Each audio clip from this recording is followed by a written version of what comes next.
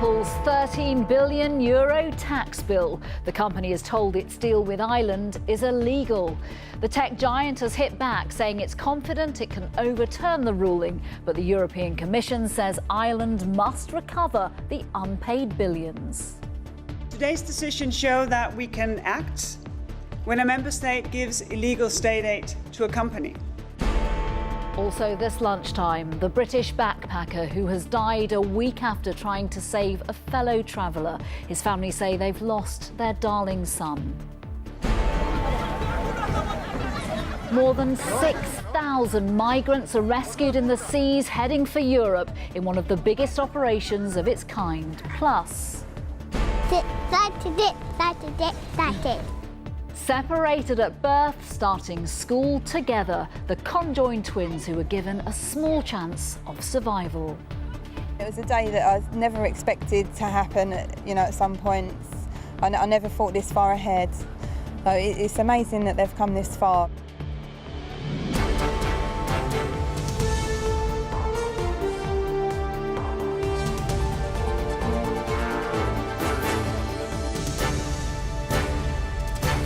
This is the ITV Lunchtime News with Nina Hussain.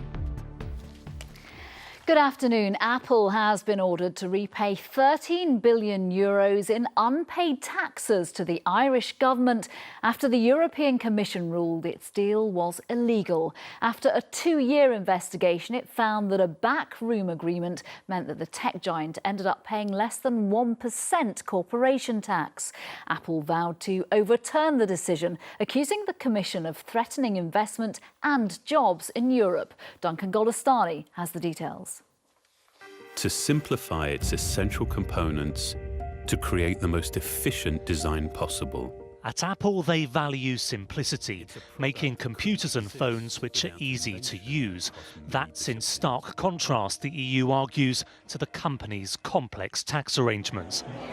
Today, the Commission said Apple's deal with the Irish government allowed it to pay a lot less than other businesses. The European Commission has today adopted a decision that Apple's tax benefits in Ireland are illegal. 2 tax rulings granted by Ireland have artificially reduced Apple's tax burden for over 2 decades in breach of EU state aid rules.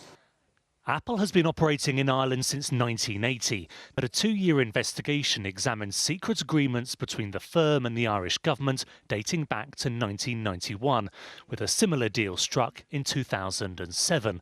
The European Commission argues those tax deals are worth €13 billion to Apple. At the heart of this is how Apple's foreign profits are routed through its HQ in Cork. The Irish government has always argued the company pays the right corporation tax. Ireland and Apple say they'll appeal the decision. In a statement, the company said the European Commission has launched an effort to rewrite Apple's history in Europe, ignore Ireland's tax laws and upend the international tax system in the process. It will have a profound and harmful effect on investment and job creation in Europe. So, the European Commission has picked a fight with one of the world's biggest brands. In doing so, it is once again putting the tax affairs of large international companies in the spotlight. Duncan Golestani, ITV News. Our business editor Joel Hills is here. This is a huge bill, no doubt, but how significant is it? €13 billion, £11 billion plus interest. No, we don't yet know how big the final bill will be. This is enough, though, to sink most companies. Apple is slightly different. It's the world's most successful company. It has sitting in the bank around £150 billion in cash and reserves. So the company can afford to pay this, but it's absolutely feeling bloody-minded this lunchtime that it is going to appeal. It's going to contest it. It feels furious at the way this has been imposed. This is all about corporation tax. The profits companies pay, the tax they pay on their profits. In Britain, the official rate of corporation tax sits at around 20%. So you can see why Apple was so keen to register all of the iPhone, iPad, iPod sales through its headquarters in Ireland, where corporation tax rates sit at 12.5%. But the Commission's calculation is that in 2014, Apple managed its tax affairs due to agreements with Ireland that left it with a derisory rate, 0.005% of tax on its profits. Tim Cook, the chief executive of Apple, has written an open letter today. His argument is that this ruling makes no sense, that it's legal mumbo-jumbo. They clearly plan to appeal. They've made that statement about profound harmful effects on jobs creation. Quite what that means isn't very clear. Very clearly, they are staying committed to Ireland, where they opened first in the 1980s. They're saying it won't affect things there. But it is a giant dust-up between a commission which is starting to flex its muscles. It's clamped down on Starbucks and on Fiat already. It has Amazon in its sights too. Joel Hills, thank you. A British man who tried to help a backpacker who was stabbed to death has also died from his injuries. Thomas Jackson tried to save Mia Eilif Chung after she was attacked at a hostel in Australia last week. Mr. Jackson was also stabbed repeatedly and died in hospital earlier today. This report from Charlotte Grant. Thomas Jackson tried desperately to save the life of a fellow backpacker. His actions described as completely selfless.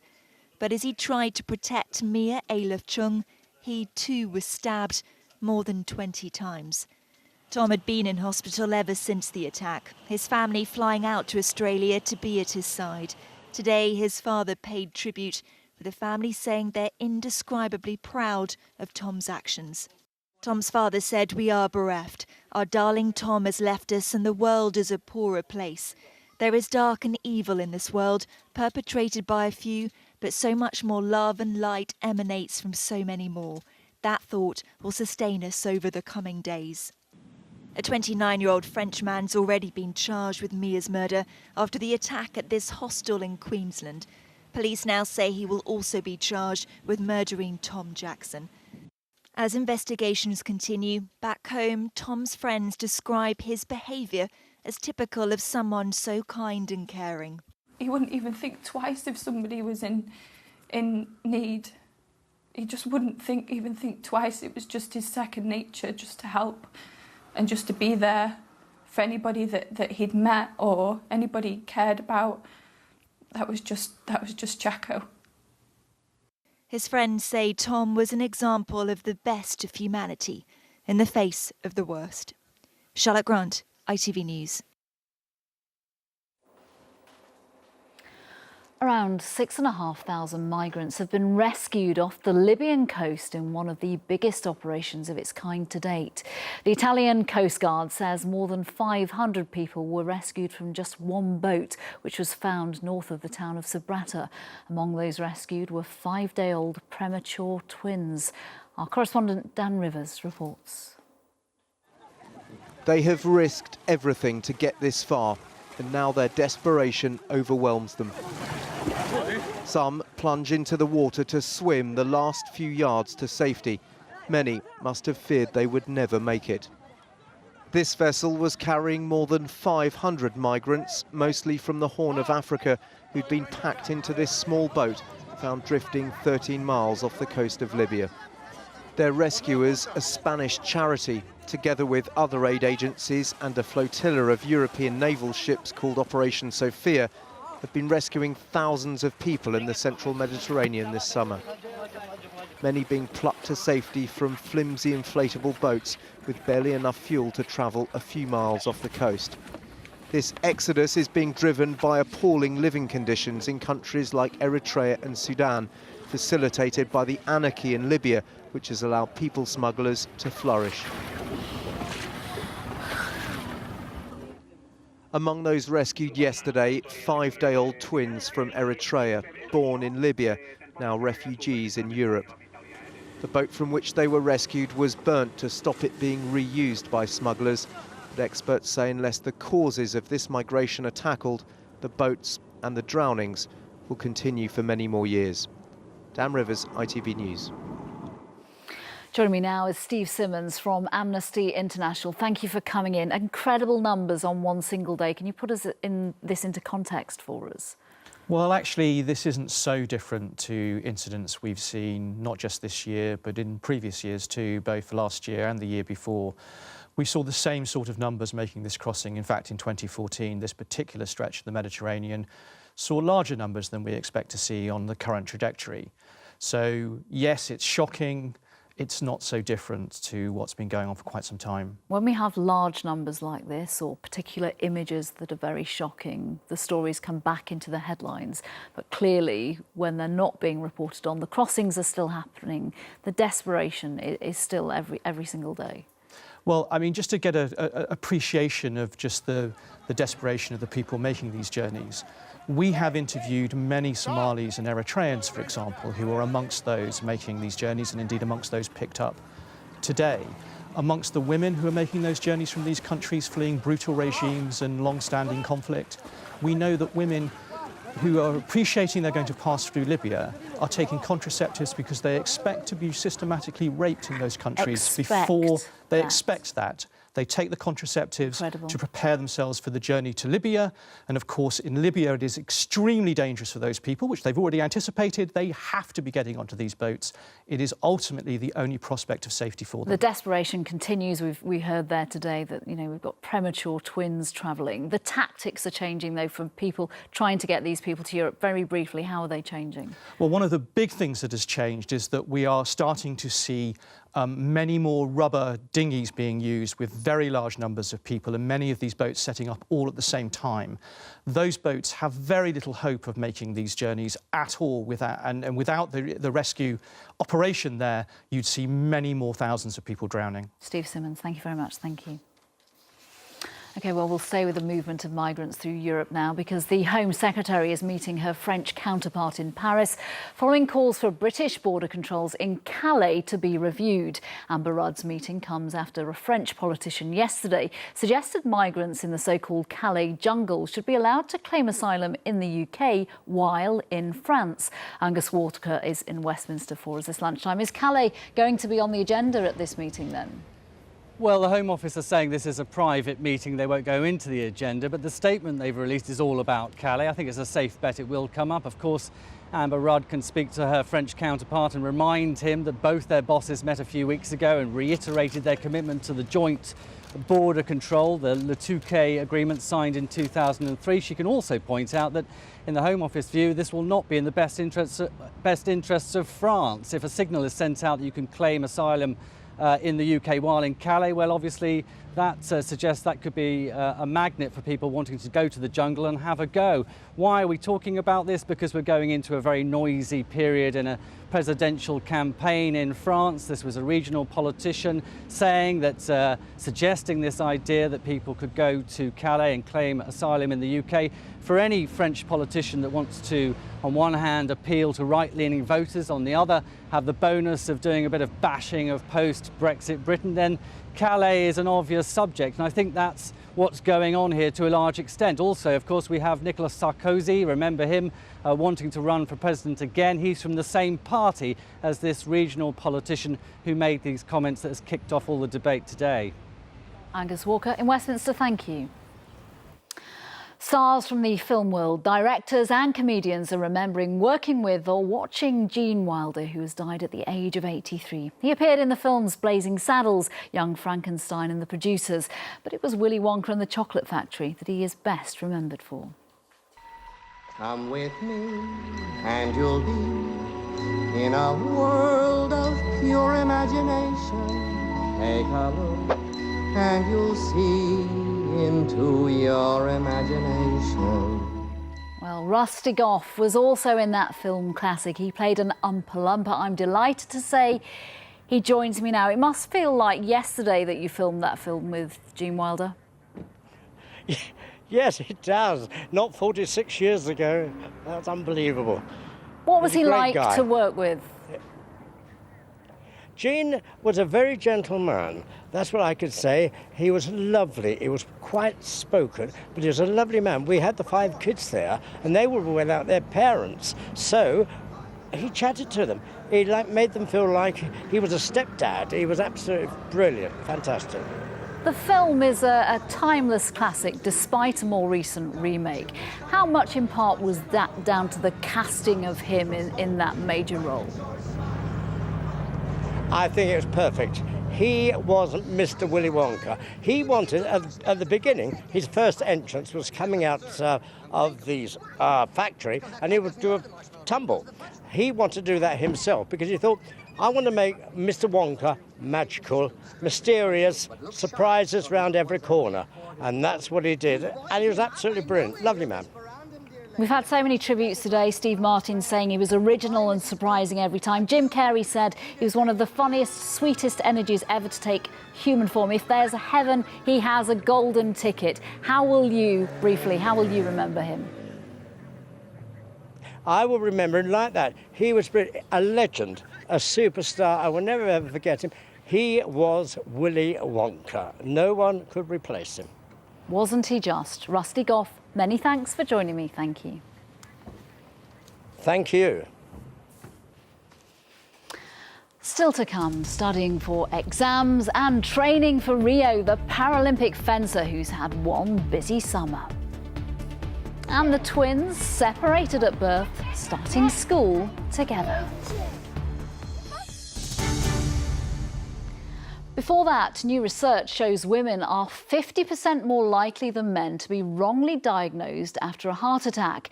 An 11-year-old study discovered more women in England and Wales had suffered more serious heart attacks than originally thought, with an increased risk of death. Sally Biddulph has the details. Chest tightness, difficulty breathing and shooting pains in the arms, all things which point to a heart attack. Yet these symptoms are more likely to lead to that diagnosis in men than women, something Sarah Walsh experienced. She ended up in full cardiac arrest and needed a stent fitting in hospital. And all of a sudden I came over all peculiar, couldn't breathe, and it all escalated from there really. But I had no reason to think I was having a heart attack. It was just literally I couldn't breathe, and my friend called a paramedic and he believed I was having a panic attack. Every year, 28,000 women die of a heart attack in the UK. That's 77 a day. Women are 50% more likely than men to be misdiagnosed following a heart attack, and that increases their risk of dying by 70% after 30 days. The issue, it seems, is a lack of awareness. The stereotype of a heart attack victim is an ageing, overweight man, but this is far from the whole picture. Women don't think they're at risk of heart attack and they ignore the symptoms of a heart attack that a man might take notice of and go to hospital very quickly. And the other reason is that once they get into hospital, the tests that are used, particularly the biochemical test that shows damage to the heart, we've now found through research we funded only a year or so ago that we're using the wrong threshold and cutoff level for women, and if we change that, then we pick up the diagnosis much more. With heart attacks killing twice as many women as breast cancer, this is a very real health issue. Sally Biddulph, ITV News. Next, there have been many inspirational stories from this year's Olympics, and with the Paralympic Games just a week away, there are set to be many more tales of courage and heroism. All this week on ITV News, we'll be hearing from some of those hoping for a medal who've overcome huge challenges just to compete in the Games. Sally Lockwood is here. You've spoken to one fencer who's had the busiest of summers. Yes, today we have the story of Dimitri Kutia, an 18-year-old wheelchair fencer who's been juggling his A-levels at the same time as hours and hours of training this summer ahead of Rio. I went to meet him during a training session which are so physically demanding on his body. He can lose 5 kilos a day. Well, Dimitri lost the use of his legs when he was hit by a car at 2 years old and was paralysed from the waist down. He doesn't ever remember being able to walk, but his childhood wasn't without its difficulties. He felt he stood apart from other children, and it quickly became clear to him that sport was an equaliser.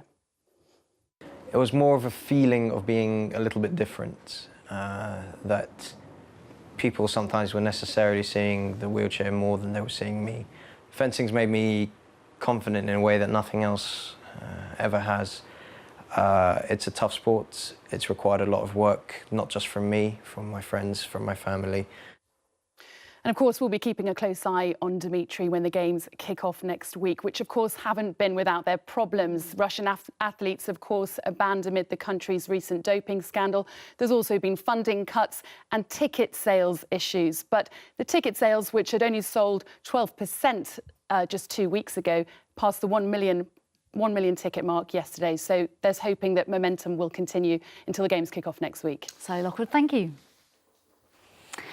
And finally, for parents up and down the country, a child's first day at school is a very special one. For the parents of Rosie and Ruby Formosa, when they start school next week, it won't just be special, it will be miraculous.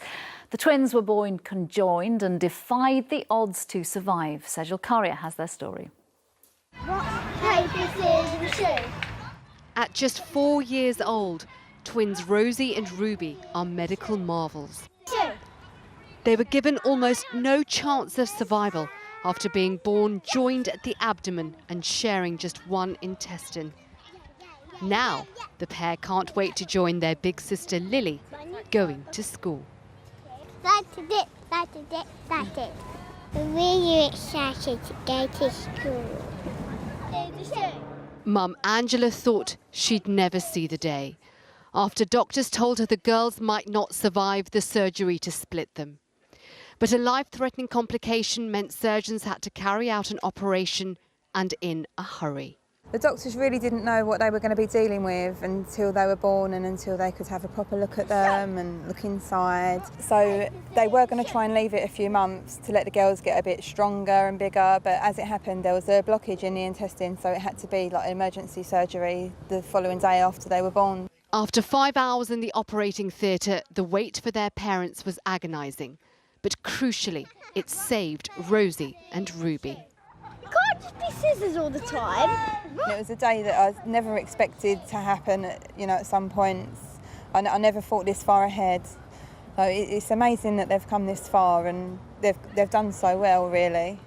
The twins may need more treatment in the future.